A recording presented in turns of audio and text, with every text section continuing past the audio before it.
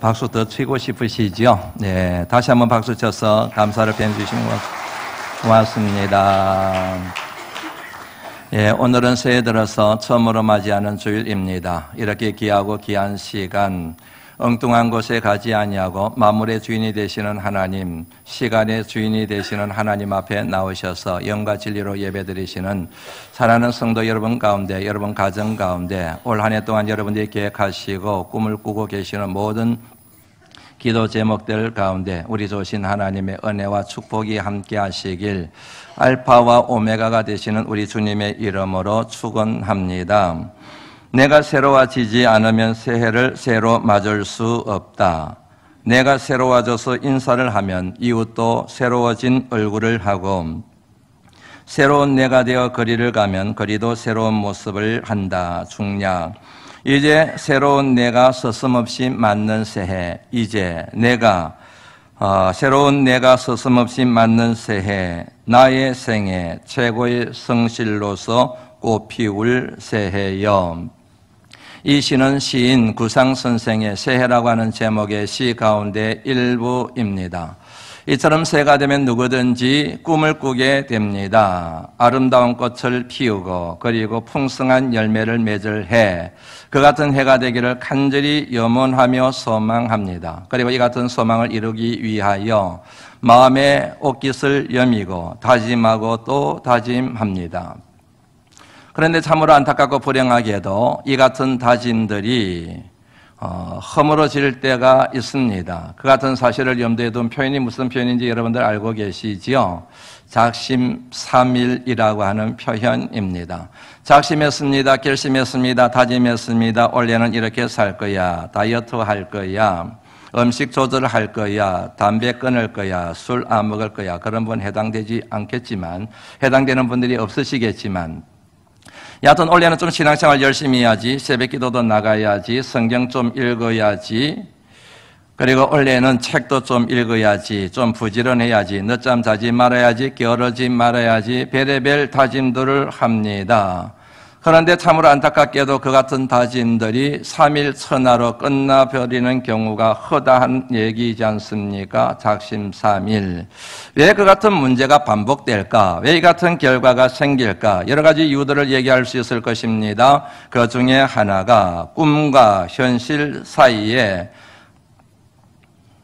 차이를 극복하지 못했기 때문입니다. 꿈은 여기에 있습니다. 내가 바라는 게 여기에 있습니다. 그런데 현실은 이렇습니다. 환경이 이렇습니다. 내 형편이 이렇습니다. 내가 가지고 있는 조건이 이렇습니다. 이 사이에 격차가 있습니다.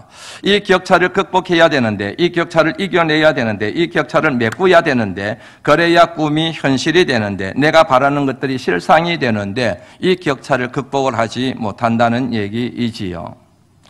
답은 간단합니다. 내가 바라던 것을 이루기 위해서는, 내 소망이 성취되기 위해서는 이 격차를 메꾸는 것이지요. 이 문제를 해결하고 넘어가야 된다는 얘기이지 않습니까? 그러면 질문이 생기게 되지요. 어떻게 하면 내가 바라는 이 꿈과 내 이상과 내가 가지고 있는 이 현실, 이 격차를 줄일 수 있을까? 더 나아가서 극복할 수 있을까? 이 같은 격차를 메울 수가 있을 것인가? 하나가 되게 할 것인가?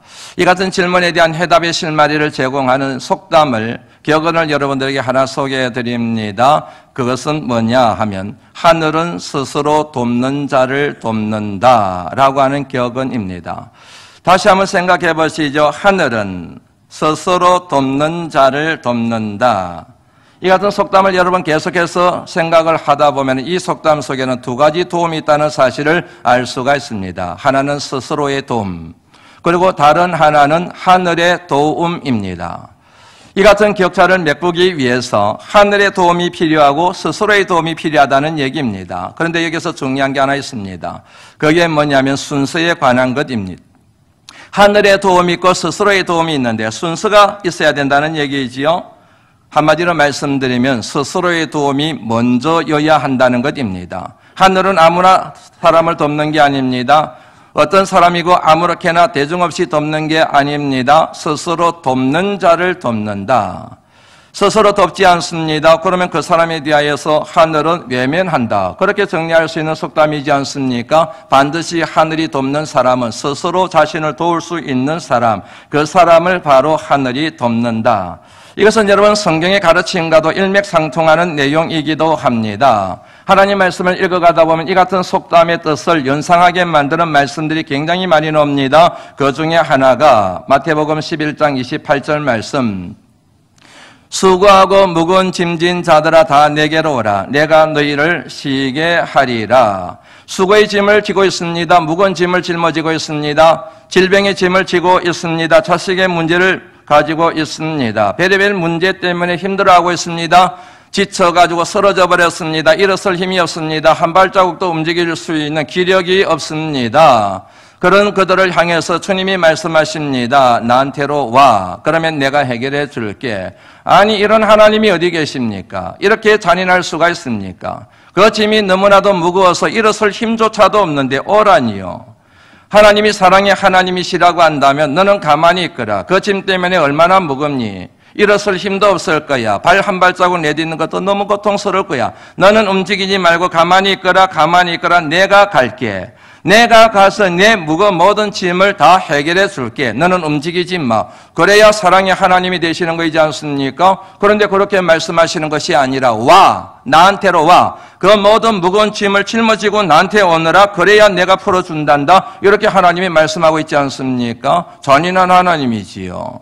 그러나 여러분, 이 말씀 속에 담겨있는 의미를 생각하면 잔인한 하나님이 아니라 하나님의 사랑, 우리를 향한 하나님의 사랑이 얼마나 큰지를 알 수가 있습니다. 결국은 해결되는 것입니다. 그런데 그 같은 해결의 실마리를 우리 자신에게서 찾고자 하나님이 힘쓰고 있는 부분을 이 말씀을 통하여 알게 되는 것이지요.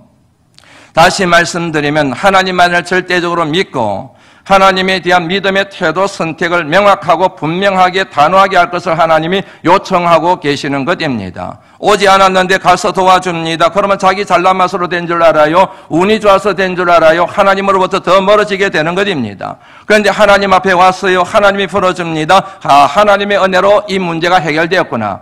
하나님이 날 사랑하시는구나. 하나님은 역시 살아계신 분이시구나. 하나님은 전지전능하신 분이구나 하는 믿음이 생겨서 오직 의인은 믿음으로 말미암아 살리란 말씀처럼 더욱더 강한 믿음의 사람이 되지 않겠습니까? 이것이 바로 이 말씀에 담겨있는 하나님의 의도라는 것이지요. 여기서 자연스럽게 순서가 나오게 됩니다. 하나님이 문제를 먼저 푸시는 게 아니라 우리가 하나님 앞에 먼저 가는 거예요. 수고하고 무거운 짐진 자들아 다 내게로 오라. 그러면 내가 너희를 쉬게 하리라 하는 이 말씀과 하늘은 스스로 돕는 자를 돕는다는 이 격언과 일맥상통한다는 사실을 알 수가 있지요. 그러면 스스로 돕는다는 것은 무엇을 의미하는가? 한마디로 말씀드리면 노력하는 것을 의미합니다. 부단한 노력을 기울이는 것을 의미합니다. 끊임없이 내 힘을 다 사용해서 문제를 해결하기 위하여 몸부림치는 노력을 의미합니다. 제가 자랑하고 넘어가는 거 여러분들 양해해 주세요. 사진 하나 보시죠. 지난 성탄절 새벽 촛불 예배 때 찍힌 모습입니다. 꽤 근사하지요? 잘 나왔습니다. 예. 그 다음 사진 한번 보시겠어요? 저 사진은 지난 주일날 찍혀진 사진입니다. 교회학교 수료식 때 민영이랑 같이 이렇게 사진을 찍었습니다. 조금 날씬해 보이지요? 이 모습만 생각하시면 안 됩니다. 과거의 모습을 보셔야 많이 달라졌네 그러실걸요? 불과 여러분 8개월 전에 저의 모습이 어땠는지 한번 보시겠습니까? 짠! 예. 얼른 지워주세요. 얼른 넘겨주세요. 예. 이 모습을 기억하시면 안 됩니다. 제가 여러분 1, 2년 전의 모습이 아니에요. 8개월 전의 모습이에요. 다시 한번 보여주시죠. 이왕 공개한 거. 예. 여기가 빵 터질 것 같아요. 예. 우리 집사람 표현대로 배가 터져 죽을 만큼 배가 나와 있어요. 남산만이에요. 임신 10개월, 곧 출산을 앞둔 임산부 같은 모습이에요. 제가 저 사진을 보면서 얼마나 제가 속이 상했는지 모릅니다. 이대로 가서는 안 되겠다. 그래가지고 그때부터 여러분 제가 다이어트를 하기 시작을 했어요. 8개월이 지났습니다. 저때 여러분 제 몸무게가 몇 킬로였습니다. 그리고 지금은 몇 킬로 나갑니다. 그 차이가 14킬로예요. 15kg입니다. 8개월 동안 여러분 15kg를 뺐습니다. 그러면 다른 분들 이런 생각이, 목사님 다이어트 약 드셨나 보다. 아니요. 약 한 알도 먹지 않았습니다. 시술했나 보다. 아니요. 몸에 칼 자국 되지 않았습니다. 예, 수술을 하질 않았어요. 아무것도 하지 않았습니다. 제가 했던 거라고는요, 여러분, 음식 조절하는 거. 음식이면은 참 맛있게 먹었는데 아무 음식이나 먹지 않고 음식을 조절했습니다. 그리고 규칙적인 생활을 했습니다. 그리고 운동했습니다. 죽으라고 운동했습니다. 이 같은 여러분 세 가지 원칙을 정해놓고 제가 살아가는 게 힘들었을까요? 어려웠을까요? 어려웠지요. 정말 어려웠습니다. 제 아내가 저를 보고 그러던데요. 당신 참 독하다 그러던데요. 당신 참 독하다. 맞아요. 독한 마음을 먹은 거예요. 내 몸뚱아리 하나 관리하지 못하는 사람이 어떻게 뭘 하겠냐. 내가 여기에 승부를 걸어야 되겠다. 내 제2의 목회의 전환점을 이 다이어트로부터 시작해야 되겠다는 결심을 하게 되었다는 얘기입니다. 그야말로 각고의 노력이었습니다. 각고의 노력, 뭔지 아시죠? 뼈를 깎는 것과 같은 고통을 수반하는 노력을 이뤄서 각고의 노력이라고 얘기하지 않습니까? 이제는 정착이 되었습니다. 안정이 되었습니다. 이제는 웬만큼 먹어도 그대로 이 상태로 계속 유지가 되고 있습니다. 요요 현상이 없다는 그런 얘기입니다. 이런 제 자신의 모습을 보면서 제일 부러워하는 사람이 딱 한 사람이 있어요. 교인들은 별로 안 부러워하더라고요. 제일 부러워하는 사람이 누굴까요? 제 아내입니다. 얼마나 부러워하는지 모릅니다. 볼 때마다 나도 빼야 되는데 부럽다 그런 얘기예요. 예, 그럴 때마다 제가 하는 얘기가 있습니다. 대가를 지불해야지. 노력해야지. 예, 먹을 거 다 먹고 운동 안 하고 몸 관리 안 하면서 어떻게 내 같은 몸을 얻을 수가 있겠습니까? 그러면서 맨날 저한테 얘기해요. 더 빼라는 거예요. 5kg만 더 빼면 더 좋겠대요. 예, 자기는 안 하면서. 뭘 말씀드리는지 여러분들 아시지요? 예, 그냥 빠지는 게 아니에요. 그냥 빼는 게 아닙니다. 다이어트를 시도한 사람들 가운데 10%만 성공한다 그래요. 10%에 들어갔습니다. 왜요? 그 10%가 왜 생겼을까요? 나머지 90%는 노력이 그게 맞지 않았다는 얘기지요. 그만큼 노력한 사람이 10%에 들어간다는 얘기지 않습니까? 평범한 노력은 노력이 아닙니다. 제가 정말 좋아하는 말입니다. 평범한 노력은 노력이 아닙니다. 제 가슴에 팍 새기고 살아가고 목회하려고 몸부림치고 있는 말입니다. 어떤 프로 선수가 한 말입니다. 이 선수는 이 같은 철학 때문인지 비범한 선수 생활을 했습니다. 그리고 선수 생활을 마치고 난 뒤에도 참으로 근사한 삶을 살아가고 있습니다. 그럴 수밖에요. 무엇을 하든지 평범한 노력은 노력이 아닙니다. 그렇게 선언하며 살아가는데 어떻게 그 삶이 비범한 삶이 아닐 수가 있겠습니까? 비범한 사람이 되기 위해서는 비범한 노력을 기울이는 것은 자연적인 이치이지 않습니까? 왜 평범한 삶을 살아가게 됩니까? 이 핑계 저 핑계 대지 마세요. 가장 중요한 이유 중에 하나가 평범히 노력하기, 그 노력이 평범하기 때문에 그런 거이지 않겠습니까? 왜 평범 이하의 삶을 살아가게 됩니까? 이유는 간단하지 않습니까? 자꾸 비겁하게 이 탓, 저 탓 하지 마시고 내가 노력하지 않았구나, 내가 게을렀구나, 내가 인생을 아무렇게나 살고 시간을 낭비하고 인생을 허비하며 살았구나, 그렇게 생각하는 것이 정직한 마음이지 않겠습니까? 다시 한번 말씀드립니다. 비범한 삶은 비범한 노력을 필요로 합니다. 평범한 노력은 노력이 아닙니다. 지난 주일날 말씀을 나눴습니다. 그 말씀의 주제가 매듭짓기에 대한 것이었습니다. 세 가지를 여러분들에게 소개해드렸습니다. 부정적인 생각에 대한 매듭짓기, 그리고 모든 상한 감정에 대한 매듭짓기, 미움과 분노와 용서하지 못하는 것에 대한 매듭짓기, 그리고 마지막은 잘못된 습관에 대한 매듭짓기입니다. 이 같은 여러분 매듭을 지어야만, 이것을 매듭을 지어야 되면 우리의 삶이 새로워질 수가 있습니다. 발전이 있습니다. 성숙해질 수 있습니다. 우리가 바라는 꿈을 향하여 한 걸음 더 진보할 수가 있게 되는 것이 누구나 알 수 있는 것이지 않습니까? 그런데 이 세 가지 가운데 가장 중요한 게 하나 있습니다. 그게 뭐냐면 생각의 매듭짓기입니다. 왜냐하면 생각이 말이 되기 때문입니다. 왜냐하면 생각이 행동이 되기 때문입니다. 왜냐하면 그 같은 생각이 습관의 뿌리가 되기 때문입니다. 그 같은 생각이 그 사람의 인격을 결정하는 뿌리가 되기 때문입니다. 결국 생각이 그 사람의 인생을 결정하고 일생을 결정하는 가장 중요한 토대가 되기 때문에 그렇습니다. 제가 좋아하는 말 몇 번 소개해드렸던 거 다시 한번 소개해드리지요. New Thinking, New Possibilities. 정말 제가 좋아하는 말입니다. 모 자동차 회사의 광고 카피입니다. 이것 역시 제 마음에 꼭 새기고 지금 살아가고 있습니다. 새로운 생각, 새로운 가능성들. 생각이 새로워져야 새로운 가능성이 열린다는 얘기예요. 새로운 가능성의 문을 열기 위해서는 생각을 새롭게 해야 된다는 얘기예요. 아무리 내가 새로운 가능성의 미래의 문을 열고 싶어도 생각이 새롭지 않습니다. 새롭게 생각하지 못합니다. 구태의연한 생각을 갖고 살아갑니다. 우물한 개구리로 살아갑니다. 그러면 여러분 우물 밖의 세계를 전혀 볼 수가 없는 거지요. 우물 밖 세계를 보기를 원한다고 한다면 우물 밖 그의 세계와 연결되어져 있는 그 생각의 문을 열어야만 그 세계로 들어갈 수가 있는 거예요. 여러분들 이 같은 사실을 기억하시면 참 좋겠습니다. 기억하셔야 됩니다. 뭐냐면 모든 인생의 행불행 그리고 성패를 결정하는 것은 생각이라고 하는 것이에요. 인생이 행복하고 그리고 불행해진 그것은 생각의 결과라고 하는 사실을 잊어버리시면 안 됩니다. 그러나 여러분 많은 사람들이 하는 얘기인 동시에 하나님의 말씀에서도 그와 같은 것들을 저와 여러분들에게 교훈하고 있지 않습니까? 다시 소개해드리지요. 모든 지킬 만한 것 중에 더욱 내 마음을 지키라. 생각을 지키라. 생명의 근원이 이에서 남이니라. 죽고 사는 문제가 환경에 달려있는 것이 아니라 사업에 달려있는 것이 아니라 돈에 달려있는 것이 아니라 내가 하는 일들에 달려있는 것이 아니라 생각에 달려있다. 마음에 달려있다. 죽자 생각하면 죽는 거이고 살자 그러면은 사는 것이다.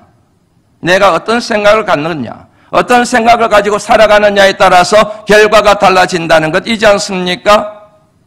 오늘 본문 말씀에 보면은 옛 사람을 벗어버리고 새 사람을 입으라는 말씀이 나옵니다. 22절 말씀 같이 한번 읽어볼까요? 읽습니다. 시작. 옛 사람을 벗어버리고 옛 사람을 벗어버리라. 22절 말씀이에요. 그리고 새 사람을 입으라는 말씀이 24절 말씀입니다. 같이 한번 읽어볼까요? 읽습니다. 시작. 거룩함으로 지으심을 받은 새 사람을 입어라. 재미있지요? 22절 말씀에서 23절 말씀으로 바로 이어지는 게 아니라 22절 말씀 옛 사람을 벗어버리라. 그리고 24절 말씀에 새 사람을 입어라. 23절 말씀이 그 중간에 끼어져 있어요. 이게 굉장히 중요한 말씀입니다. 그러면 여러분 그 중간에 끼어있는 23절 말씀 같이 한번 읽어볼까요? 읽습니다. 시작. 새롭게 되어 정리가 되시죠? 22절 말씀은 옛 사람을 벗어버리라. 그리고 24절 말씀은 한 절 건널뛰고 24절 말씀은 새 사람을 입어라. 그 중간에 23절이 있지요? 23절의 말씀이 뭐예요? 너희 심령이 새롭게 되어 심령이 새롭게 되어 심령을 새롭게 되어 심령을 새롭게 하여 심령이라는 단어가 영어 번역에는 기발하게 되어 있어요. 어떻게 번역이 되어 있느냐 하면 The attitude of your mind라고 되어 있습니다. 마음의 태도라는 말로 번역이 되어 있어요. 마음의 태도, 생각의 태도. 옛 사람을 벗어버리고 새 사람이 되는 관건이 뭐라는 겁니까? 생각의 태도가 바뀐다는 거예요. 마음의 태도가 바뀌어진 것, 그것을 일러서 옛 사람이 변하여 새 사람이 되고 새 사람이 되기 위한 조건이라는 사실을 이 말씀이 우리에게 교훈하고 가르치고 있는 것입니다. 마음의 태도가 있어요. 생각의 태도가 있습니다. 이렇게 생각을 정할 수 있고 저렇게 생각을 정할 수 있습니다. 이렇게 마음을 먹을 수가 있고 저렇게 마음을 먹을 수가 있습니다. 그런데 생각의 태도, 마음의 태도, 그 방향을 새 사람 쪽으로 그 결과 옛 사람을 벗어나게 되고 새 사람을 입게 된다는 그 같은 말씀임을 이 내용을 통하여 우리가 정리를 할 수가 있게 되지요. 새 사람이 되기 위해서는 생각이 새로워져야 됩니다. 새로운 생각을 먹어야 합니다. 설날이 되면 떡국을 먹어요. 떡국 드셨습니까? 네, 저는 떡국을 많이 먹었는데요. 떡국을 안 먹고 새해를 맞이하게 되면 왠지 허전한 느낌이 안 드세요? 여하튼 여러분, 새해가 되면 떡국을 먹습니다. 떡국을 먹으면 한 살이 더 늘어났다고 얘기를 해요. 한 살이 더 늘어났다는 것은 철이 들었다는 의미를 갖고 있지요. 철이 든다는 것을 다른 말로 말하면 시건머리가 들었다고 얘기합니다. 시건머리가 들었다라고 할 때 그 시건이라는 말이 참 재미있어요. 볼시자와 뿌리건자입니다. 다시 말하면 보는 것이 달라지게 된다는 거예요. 그런데 그 같은 보는 것의 뿌리가 뭐라는 겁니까? 생각이라는 얘기입니다. 왜냐하면 생각과 보는 것은 언제나 연결되어 있기 때문에. 이거를 봐요. 왜요? 내 생각이 거기가 있기 때문에. 쇼핑을 가가지고 그 물건을 봐요. 왜요? 내 마음이 거기가 있기 때문에. 내가 생각하는 것을 보게 되고 보는 것을 통하여 생각이 달라지기 때문에. 그래서 여러분 시근이라는 이 단어에서 우리는 생각이라는 단어를 생각해낼 수가 있는 것입니다. 떡국을 먹는다는 것은 한마디로 말씀드리면은 나이를 먹었다는 그런 의미가 아니고, 떡국을 먹는다는 것은, 떡국을 먹는 풍습을 우리가 지킨다는 것은 뭘 의미하느냐 하면 새해가 되면서 전과는 다른 생각을 가진 사람이 되겠다는 의지의 표현으로 떡국을 먹는다는 얘기예요. 그래서 여러분 떡국을 먹는다는 표현과 생각을 먹는다, 먹는다라는 동사를 동일하게 그렇게 사용을 하고 있는 겁니다. 좋은 음식을 먹습니다. 그러면 건강이 좋아져요. 아무 음식이나 먹습니다. 그러면 건강이 나빠져요. 마찬가지입니다. 좋은 생각을 먹어요. 그러면 여러분 좋은 삶이 돼요. 나쁜 생각을 먹어요. 그러면 여러분 삶이 나빠지기 시작합니다. 정리가 되시겠죠? 좋은 음식을 먹어요. 그러면 몸과 마음이 다 건강해져요. 나쁜 음식을 먹어요. 먹지 말아야 될 음식을 먹어요. 그러면 몸의 건강이 나빠지기 시작합니다. 맞습니다. 같은 원리로 좋은 생각을 먹어요. 그리고 살아갑니다. 그러면 그 삶에 생기가 넘쳐나게 됩니다. 나쁜 생각을 먹고 살아갑니다. 그러면 여러분 삶이 나빠질 수밖에 없습니다. 그러므로 인생을 살아갈 때 마치 떡국을 먹듯이 우리 장로님이 기도 중에 말씀하신 것처럼 좋은 음식을 먹듯이 좋은 생각을 먹기 위하여 몸부림쳐야 되는 거이죠. 제 아내가 저한테 그런 얘기했다 그랬잖아요. 독하다고. 당신 참 독한 사람 같다고. 독한 마음을 갖고 정말 좋은 생각을 가지기 위하여, 좋은 생각을 먹기 위하여 몸부림치시는 믿음의 성도들이 되시기를 주의 이름으로 축원합니다. 좋은 생각이란 어떤 생각인가? 한마디로 말씀드리면 믿음의 생각이죠. 소망의 생각이죠. 사랑의 생각이죠. 왜냐하면 믿음, 소망, 사랑 이 세 가지는 항상 있을 것인데 그 중에 제일은 사랑이라 했으니 올 한 해 동안 여러분 살아가실 때 믿음을 생각하시고 소망을 생각하시고 사랑을 생각하시는 그런 복된 해가 되도록 여러분 노력하시고 또 노력하시고 평범한 노력이 아니라 비범한 노력을 기울이시는 하나님의 자녀들이 되시기를 주의 이름으로 부탁을 드립니다. 그런데 이것만으로 되는 것은 아니에요. 천재는 99%의 노력과 1%의 영감으로 된다. 천재 발명가 에디슨이 한 말입니다. 노력합니다. 99%까지 노력을 합니다. 남들 놀 때 놀지 않습니다. 남들 잘 때 자지 않습니다. 남들 놀러 다닐 때 놀러 가지 않습니다.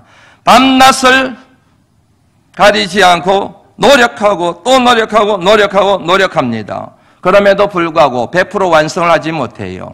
열매를 거두지를 못합니다. 뜻을 이루지 못합니다. 꿈을 완성하지를 못해요. 이유가 뭐예요? 1%의 영감이 빠져 있기 때문에. 앞서 말씀드린 식으로 표현을 하면은 하늘의 도움이 없었기 때문에, 믿음의 표현을 적용해서 표현하면 하나님의 도움이 빠져 있기 때문에, 내가 99%까지는 노력을 했는데 하나님의 도우심, 하나님의 인도하심, 하나님의 간섭하심, 하나님의 역사하심이 빠져 있기 때문에 결국에는 모든 것들이 공돈탑이 되어져 버린다는 얘기입니다. 사울 나를 위하여 마병을 예비하거니와 이김은 여호와께 있느니라. 전쟁을 앞두고 말을 준비합니다. 병사를 준비합니다. 무기를 준비합니다. 전략을 세우고 전술을 세워서 전쟁에 임합니다. 그런데 전쟁의 승패는 그 같은 준비에 달려있는 것이 아니라 바로 하나님 손에 달려있다는 믿음의 고백이 바로 이 말씀이지 않습니까? 준비하지 말라는 얘기가 아니에요. 내 몫에 트인 준비는 다 해야 됩니다. 그런데 모든 승패를 결정하는 것은 하나님 손에 달려있음을 믿고 하나님 앞에 맡기는 그런 믿음의 자세가 필요함을 이 말씀이 저와 여러분들에게 교훈하고 있지 않습니까? 이것을 여러분 받아들이는 것이 바로 믿음입니다. 믿음의 사람은 이 사실을 그대로 받아들이는 것입니다. 받아들이시기를, 수용하시기를, 용납하시기를, 그대로 믿으시기를 주의 이름으로 축원합니다. 제가 수학 문제 한번 내볼까요? 여러분들의 믿음이 어떤지 한번 보지요. 100-1은 뭘까요? 네. 일부 예배 참석하실 분이 0이라고 크게 답을 해버리셨네요. 맞지요? 100-1은 99가 아니고 0입니다. 수학 문제 풀 때 0 쓰면 안 됩니다. 교회 안에서만 쓰는 편입니다. 100-1은 0이에요. 왜요? 그 비밀은 1에 담겨 있는 것입니다. 1은 뭘 의미할까요? 하나님을 의미하죠. 천지우주 만물을 창조하신 창조주 하나님, 전지하신 하나님, 전능하신 하나님, 100가지를 갖추었습니다. 온 가지를 갖추었습니다. 그런데 한 분 하나님이 계시지 않습니다. 도와주시지 않습니다. 떠나버리셨습니다. 그러면 아무것도 이룰 수가 없습니다. 99가지를 이루어도 한 분 하나님이 계시지 않은 것 때문에 결국에는 제로로 돌아가 버리고 만다는 신앙적인 교훈이 담겨있는 신앙의 공식이라는 얘기지요. 다른 문제 한번 내볼까요? 이번에 이제 힌트를 얻으셨으니까 잘 답하시겠네요. 제로 플러스 1은 뭐가 될까요? 네, 맞습니다. 100이지요. 이럴 때는 좀 아멘하세요, 여러분. 예. 제로 플러스 1은 뭐라고요? 100이지요. 아멘이시지요? 아무것도 없어요. 제로예요. 경험도 없고 가진 것도 없고 배운 것도 없고 아무것도 없어요. 그런데 플러스 1이에요. 1이 누구라고요? 하나님. 하나님 한 분이 함께 하세요. 도와주세요. 인도해 주세요. 그러면 100가지를 이루게 됩니다. 온 가지를 이루게 됩니다. 모든 것이 완벽하게 퍼펙트하게 아름다운 결과를 얻게 될 줄 믿으시기를 주의 이름으로 축원합니다. 오늘 본문 말씀에는 세 사람이 갖춰야 될 덕목에 대한 교훈들로 가득 차 있습니다. 제가 계산을 해보니까 꽤 많아요. 뭐뭐 하지 마라, 뭐뭐 해라, 뭐뭐 하지 마라, 뭐뭐 해라. 이 말씀을 쭉 읽어가다 보면요. 여러분들 어떠실지 모르겠는데 저는 숨이 턱턱 막혀요. 새 사람이 된 것은 너무 감사한데 새 사람이 되어서 해야 될 일이 너무 많은 거예요. 이것도 해라, 이것도 해라, 저것도 해라, 저것도 해라, 이건 하지 마라, 저건 하지 마라. 이거 감당할 수 있는 게 하나도 없어요. 제 힘으로 감당할 수 없다는 사실에 깊은 좌절과 절망과 탄식을 느끼게 되는 말씀이 오늘 본문 말씀입니다. 그래, 맞아. 내가 이렇게 살아야지. 내가 이건 하지 말아야지. 내가 이렇게 말을 해야지. 이렇게 말을 하지 말아야지. 이렇게 행동해야지. 저렇게 행동하지 말아야 되지. 그런 마음이 드는 게 아니고 어떻게 살아? 어떻게 살지? 어떻게 내가 이걸 실천하지? 내가 이걸 어떻게 감당하지? 안 되는데. 그럼 난 어떻게 되는 거지? 버림받는 건가? 그러면 나 하나님 복 못 받는 건가? 그러답게 살다가 나 천국 못 가고 지옥 가는 거 아니야? 그러면 뭐냐면 깊은 좌절을 느끼게 만드는 말씀이 오늘 본문의 말씀이에요. 그런데 사랑하는 성도 여러분, 이 같은 탄식과 좌절과 절망 가운데 있는 저와 여러분들에게 희망이 되고 소망이 되는 마치 한 줄기 빛과 같은 소망의 말씀이 오늘 본문 말씀에 딱 끼어 있어요. 그 말씀이 어떤 말씀이냐면은 30절 말씀입니다. 30절 말씀 같이 한번 읽어볼까요? 읽습니다. 시작. 성령을 근심하게 하지 말라. 그 안에서 너희가 구원의 날까지 인치심을 받았느니라. 그 안에서, 그는 누구를 얘기하는 겁니까? 성령 하나님, 성령 안에서 구원의 날까지 인치심, 다시 말하면 인도하심을 받고 지도하심을 받고 보호하심을 받고 그리고 성령의 인도하심을 받게 될 것이라고 선언하고 있는 내용이잖아요. 성령 하나님. 성령 하나님이 우리와 함께 하시고 우리를 도와주시고 우리를 인도하시고 필요한 모든 은혜와 은사들을 공급하신다는 약속의 말씀. 그 안에서, 성령 안에서 성령과 함께 with the Holy Spirit 이렇게 되는 것이죠. 이 말씀을 묵상하는데 크게 두 가지가 생각이 나더라고요. 하나는 뭐냐면은 찬양입니다. 어떤 찬양이냐면 오늘 함께 불렀던 찬양입니다. 191장. 내가 매일 기쁘게 순례의 길을 행하면 우리 함께 불러볼까요? 이 찬양을 한번 불러보죠. 부릅니다. 시작.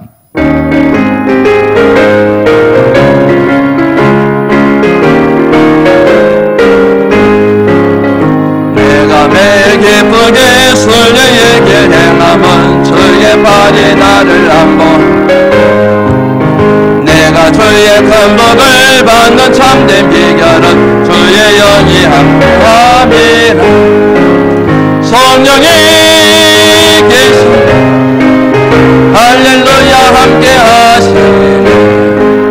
좁은 길 걸으며 밤낮 기뻐하는 것 주의 영이 함께. 아멘. 아니 박수를 치려면 다 쳐야 될 것 같아요. 어떤 분은 치시고 어떤 분은 가만히 있고 그러시면 안 될 것 같아요. 이런 찬양을 부를 때는 마음이 모아지고 뜻이 모아지고 입술이 모아지는 게 중요할 것 같아요. 우리 1절만 다시 한번 불러볼까요? 박수 치면서. 예. 내가 매일 기쁘게 설레게 행함은 주의 발이 나를 안고 내가 주의 큰 복을 받는 참된 비결은 주의 영이 함께함이라. 아멘. 할렐루야 함께하시네. 좁은 길 걸으며 밤낮 기뻐하는 것 주의 영이 함께 성령이 계시네. 성령이 할렐루야 함께하시네. 좁은 길 걸으며 밤낮 기뻐하는 것 주의 영이 함께함이라. 순례의 길을 걷습니다. 믿음의 길을 걷습니다. 거칩니다. 좁습니다. 너무 힘듭니다. 포기하고 싶을 때가 한두 번이 아닙니다. 예수 믿는 게 복이 될 줄 알았는데 정말 예수 믿는 게 힘들고 목회하는 길이 너무 힘들고 정말 포기하고 싶을 때가 한두 번이 아니죠. 예수 믿는 것 자체가 여러분 얼마나 힘든지 몰라요. 목회자인 제게는 여러분 목회하는 게 얼마나 힘든지 모르겠어요. 얼마나 힘든지 모르겠습니다. 그런데 여러분 밤낮으로 기뻐하며 그 길을 걸어간대요. 너무 힘든데 눈물밖에 안 나는데 너무 고통스러운데 다 포기하고 싶은데 그냥 죽고 싶은 마음이 드는데 그런데도 불구하고 기뻐하며 그 길을 걸어간다는 거예요. 왜요? 주의 영이 함께 하시기 때문에. 주의 거룩한 성령 안에 있기 때문에. 그래서 이 말씀이 여러분 얼마나 제게는 큰 소망이 되었는지 모릅니다. 이거 해라 저거 하지 마라 그럴 때는 막 좌절했는데 이 말씀을 만나면서 그래 맞아. 내 힘으로 하는 게 아니지. 주의 성령의 도심으로 하는 거지. 내 힘으로 하면 좌절할 수밖에 없는데 주의 영이 함께 하시네. 힘내야지. 그 다음에 또 다른 말씀입니다. 또 다른 겁니다. 로마서 8장 26절 말씀 같이 한번 읽어볼까요? 읽습니다. 시작. 아멘. 여기까지 있죠. 저와 여러분들이 연약하다는 사실, 하나님께서 우리에게 주신 그 말씀을 저와 여러분들이 다 감당해낼 수 없다는 사실을 누구보다도 잘 알고 계시는 분이 하나님. 그래서 하나님께서 약속하세요. 내가 도와줄게. 내가 너와 함께 할 거야. 고 목사 걱정하지 마.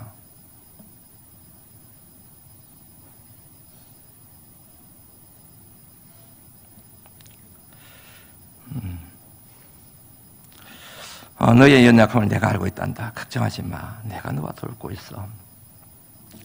사랑하는 성도 여러분, 이 같은 주의 음성을 들으시기를 주의 이름으로 축원합니다. 우리 힘으로 살려고 하니까, 우리 힘으로 그 순례의 길을 걸어가려고 하니까, 우리 힘으로 문제를 풀려고 하니까 힘든 거예요. 벅찬 거예요. 포기하고 싶은 거예요.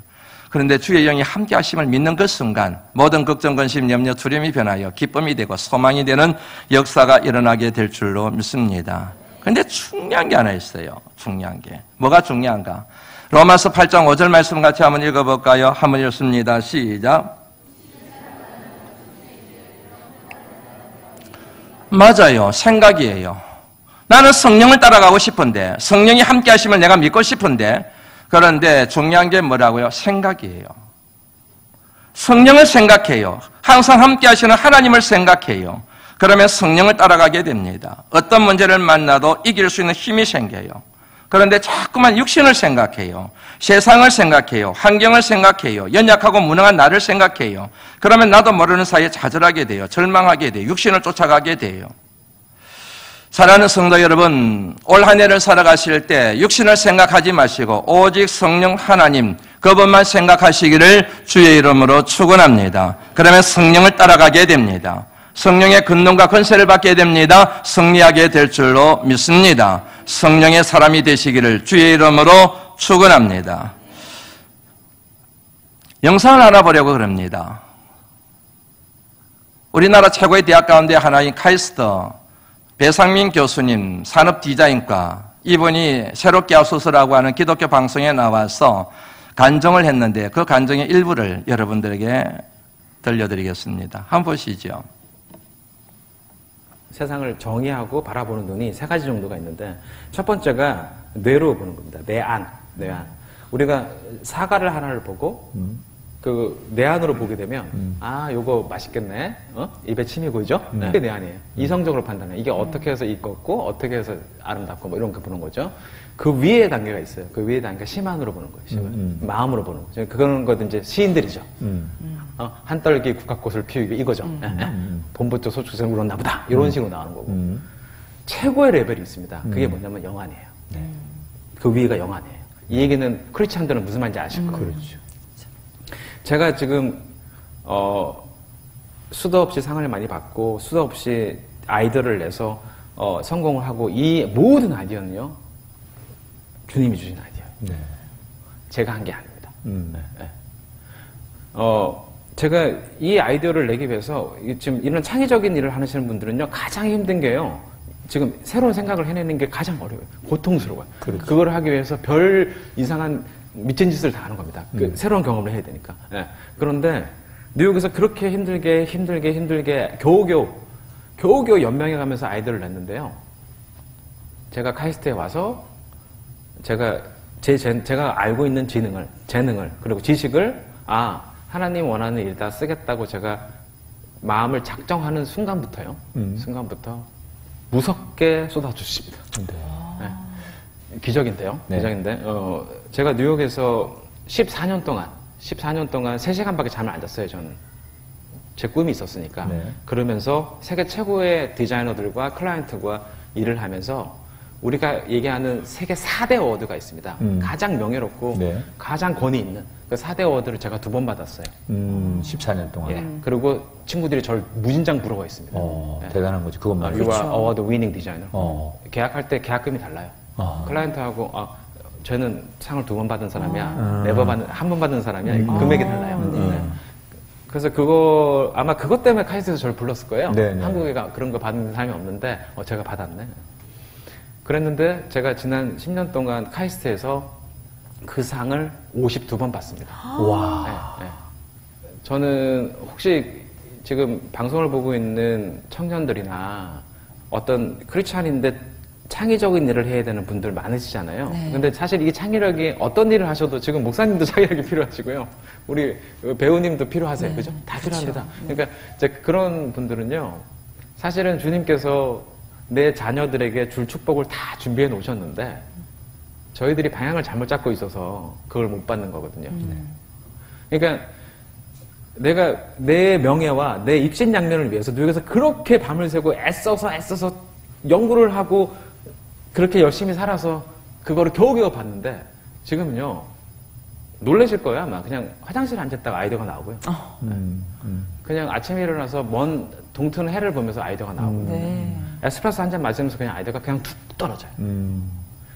이거는 저희 학교에 머리 좋은 사람 많거든요. 예, 저희 학교에 천재들이 많습니다. 네. 진짜 천재들이. 예, 전 천재가 아닙니다.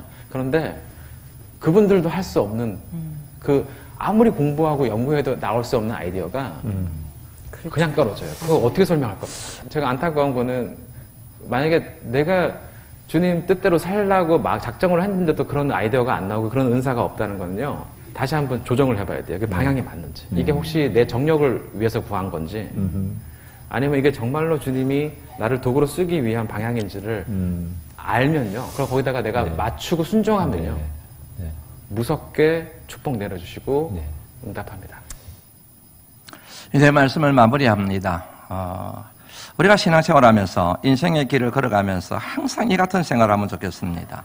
우리는 모든 것이 우리 자신에게 달려있다고 생각하고 모든 노력을 다 기울이는 것입니다.